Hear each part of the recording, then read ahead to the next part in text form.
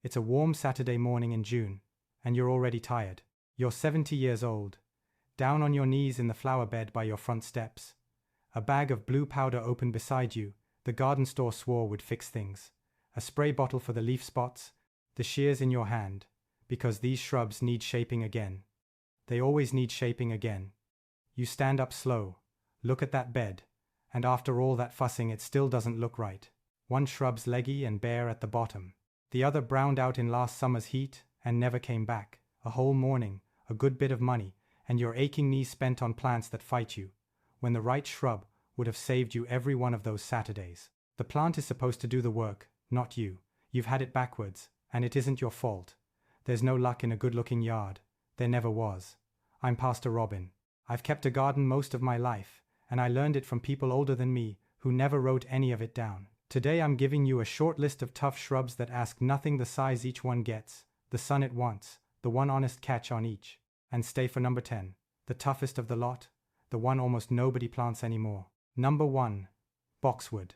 This is the old faithful, the one framing the front walk of well-kept houses for 100 years, and there's a reason it never goes out of style. Boxwood is an evergreen.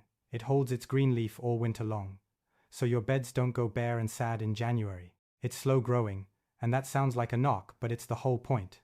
Slow means it doesn't outgrow its spot, so you're not out there hacking it back every few weeks. A dwarf boxwood sits happy around 2 to 3 feet for years and years. It handles sun or part shade, it's hardy through the cold, most types down through zone 5, and the tough varieties, like the ones bred at the old Sheridan nurseries, take colder still, and deer tend to leave it alone, because the leaves carry a bitter oil they won't touch, which is a mercy in country where deer strip everything else to the stem. Boxwood also wants well-drained ground. It does not like wet feet, so plant it a hair high rather than sunk in a low spot that holds water. The one catch: boxwood wants a spot with some air moving through it. Crammed up tight against a wall with no airflow, in a wet year, it can get a leaf blight or the dieback fungus that's gone around in recent seasons. Give it a little breathing room, keep the fallen leaves raked out from under it, and you've got a green, tidy anchor for your whole bed that asks for one light trim a year, if that. Do that trim in late spring after the new growth hardens, and you'll never fight it. Number 2. The Panicle hydrangea. Now, hydrangea is exactly the plant that gives people so much grief, and it's usually because they bought the wrong kind. The big blue mophead, the big leaf, is a diva. It wilts flat in the afternoon. It browns in the heat. It won't reliably bloom up north, because a late frost kills the buds, and folks tie themselves in knots over when to prune it. Skip it. What you want is the Panicle hydrangea. The one they sell as Limelight is the toughest and best known. This is a different animal. It's hardy all the way down to zone 3, so it takes brutal winters. It wants sun, 4 hours or more, and more sun makes it stronger and keeps it standing up straight instead of flopping. And here's the beautiful part for a gardener who doesn't want to fuss. It blooms on new wood. That means you cannot ruin it with bad pruning timing. Cut it back in late winter, or forget it entirely, and it still throws out those big cream and green cones of bloom every single summer that slowly age to a soft pink in fall. It's more drought-tolerant than any other hydrangea once it's settled in, and the extension folks will tell you it's the one hydrangea that reliably takes real sun where the mophead just cooks. If you want the strongest bloom, give it one cut in late winter or early spring, take it back by about a third, and it'll push out even bigger flower heads on that fresh new wood. The one catch: it gets big. A Limelight can reach 6 to 8 feet tall and about as wide if you let it, so don't tuck it under a low window where you'll be sawing at it every year. Give it room, or buy one of the dwarf versions like Little Lime that stays around 3 to 5 feet. Right plant, right spot, and it's the easiest showstopper in the yard. Number 3. Spirea. If I had to hand a tired gardener exactly one flowering shrub and say, "You cannot kill this," it might be spirea. It's hardy across a huge range, zones 3 to 8. It's genuinely drought-tolerant once established, and it wants full sun to a little shade. It isn't picky. It's a mounding shrub, most of the common ones 3 to 4 feet, some of the little gold ones staying knee-high, so it fits the front of a bed without swallowing it. It flowers in flat clusters, pink or white, and a lot of them give you a second flush if you shear off the spent blooms, but you don't have to. The one catch: spirea gets a little scraggly and open in the middle after a few years. The fix isn't weekly fussing, it's the opposite every couple of years, just once, You cut the whole thing back hard, nearly to the ground, in late winter, and it comes roaring back thick and full. Once every 2 or 3 years. That's the entire maintenance program. Number 4. Potentilla. Your grandmother might have called this a shrubby cinquefoil, and it's a workhorse that hardly anyone plants anymore, which is a shame. Potentilla is one of the most durable shrubs I know. It's hardy shockingly far north, down into the coldest zones. It laughs at drought and poor rocky soil. In fact, it does worse in rich pampered ground than in a lean dry spot, and it blooms its little buttercup yellow flowers from late spring clear through to frost. Think about that, one small shrub, sitting there 2 to 3 feet tall and wide, flowering for 5 months, asking you for nothing. It wants full sun, and that's about its only demand. Starve it, neglect it, plant it in gravel, and it thanks you. It's native across the northern half of this country and up into Canada, which is why it takes cold that would kill a tender shrub outright. It's rated hardy down into zone 2, and there aren't many flowering shrubs you can say that about. The one catch: the yellow flowers can look a touch bleached in the very worst heat of high summer, and it's a humble plant, not a fancy elegant one. If you want it thick and fresh, shear it back by 1/3 every few years in early spring. But for a tough, sunny, forget about it spot by the mailbox or along a walk, there is almost nothing easier. Number 5. Juniper. If you've got a hot, dry, miserable strip along the driveway, or a bank where nothing wants to live, juniper is your answer. This is an evergreen conifer, and it is nearly indestructible. It thrives in blazing full sun.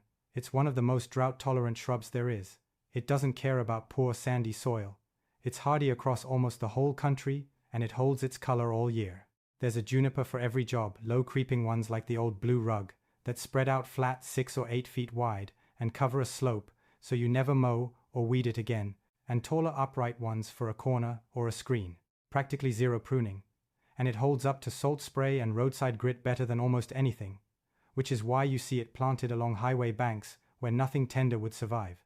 The one catch, and it's a real one: junipers do not like being cut back hard.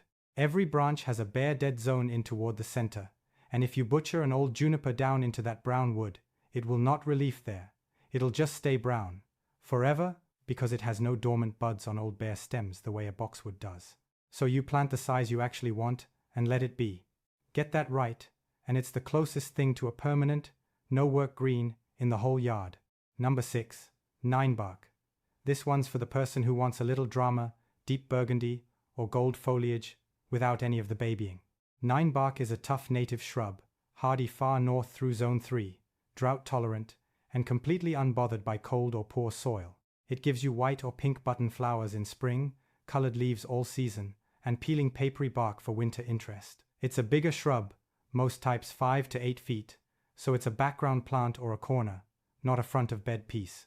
The one catch: because it's vigorous, it can look wild and unkempt if you leave it completely alone for too long. Same easy fix as the spirea, one hard cut back. Every couple of years in late winter resets it, and in between, you leave it be. Now, there's a line in the book of Jeremiah I think about every time I plant something tough.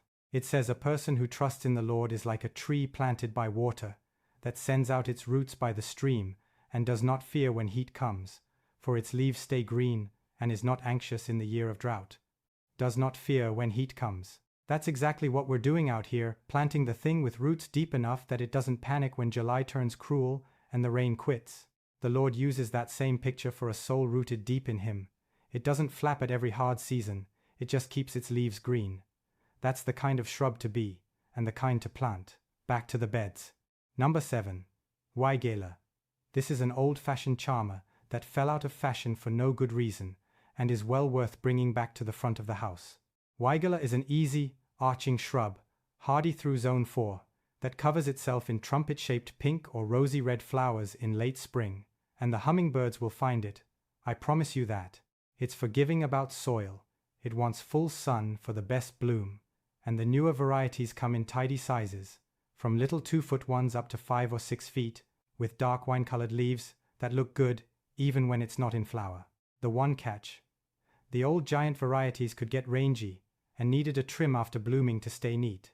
Buy one of the modern compact kinds, and even that small chore mostly disappears. Plant it, and every spring it just shows up, dressed for a party. Number 8. Viburnum. If I could only plant one shrub family for the rest of my life, it might be this one, because there's a viburnum for nearly everything. Most are tough and adaptable. Many hardy through zone 4, undemanding about soil. And they earn their keep 3 ways. Clusters of white spring flowers, often wonderfully fragrant, then berries in fall that the birds adore, then good fall color. Sizes run the whole range depending on the type, from compact 4-footers to big 8 to 10-foot screens, so read the tag and match it to your spot. It wants sun to part shade and is happy in both. The one catch. A few viburnums do better, with a second one of a different variety planted nearby for good berry set. So if the berries are what you're after, plant a pair.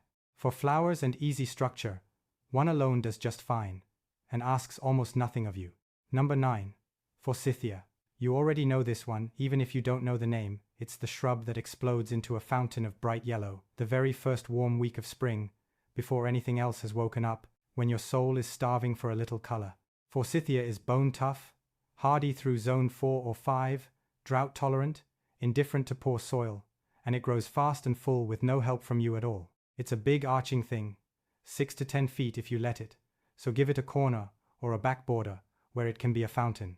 The one catch. It blooms on old wood, so if you ever do trim it, do it right after it, flowers in spring, never in fall, or you'll snip off next year's yellow. And the prettiest forsythias I've ever seen were the ones nobody ever pruned at all, just left to arch and tumble the way God shaped them. And number 10, the one I told you to stay for, the one almost nobody plants anymore, and the toughest and most useful of the whole list. The green giant arborvitae.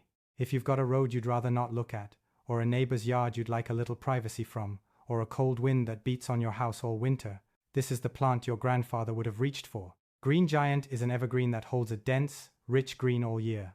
It's hardy through zone 5. It shrugs off drought once established, and here's the wonder of it.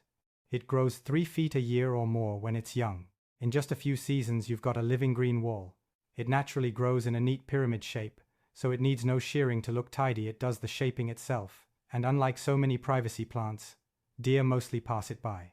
The one catch, and you must hear it, it gets big. Truly big, it can reach 50 or 60 feet tall and 12 to 18 feet wide at maturity. So this is not a foundation shrub to tuck by the door.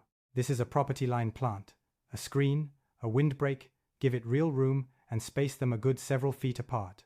And in 5 years, you'll have the handsomest, easiest privacy hedge on the street, one you planted once and simply watched grow. That's the whole secret of a low-work yard, right there in that one plant. You do the thinking up front, once, and then you let it do the work for 40 years. So let me put the whole list back together fast, so you can grab a pen.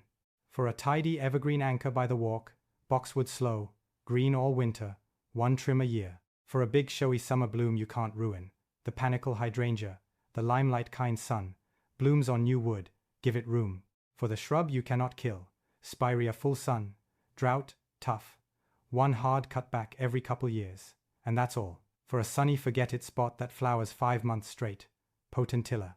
For the hot dry bank where nothing grows, juniper, but plant the size you want, because it won't take a hard cut. For colored foliage with no babying, ninebark. For old-fashioned spring flowers and hummingbirds, weigela. For flowers and berries and birds all in one, viburnum. For that first fountain of yellow when winter finally breaks, forsythia. And for a fast, permanent privacy wall you plant once, the green giant arborvitae, just give it plenty of room. 10 shrubs, deep roots, tough leaves, and almost nothing asked of your knees. If your mother or your grandmother had her own way of doing this, a shrub that lived by her front door for 40 years and never once got fussed over, put it down below. That old knowledge gets lost when nobody writes it down, and I read every single one. And tell me this while you're there. Which one of these are you going to plant this fall? I want to know. Next time, I'll show you the handful of tough, no-work perennial flowers you tuck in among these shrubs, so the bed has color right down at the ground. It's the natural next step after today, and it's every bit as easy. Now, I told you a story at the start about a man on his knees, tired, fighting his own yard. Let me leave you with a different one. When I was young, there was an old fellow down our road whose front beds looked handsome for 40 years, and in all that time I never once saw him out there fussing over them. Not spraying, not shearing, not down on his knees. He'd just sit on his porch in the evening and look at them. I used to think he had some secret. He did. He'd planted the right things, once, a long time before, and then he trusted them to grow the way they were built to. You didn't teach that shrub how to hold its green through a hard winter, or how to send its roots down deep and not fear the heat. Somebody older and wiser than all of us wrote that into it a long, long time ago. We just tend the patch. Tend your patch, plant the right thing once, and I'll see you back in the garden next time.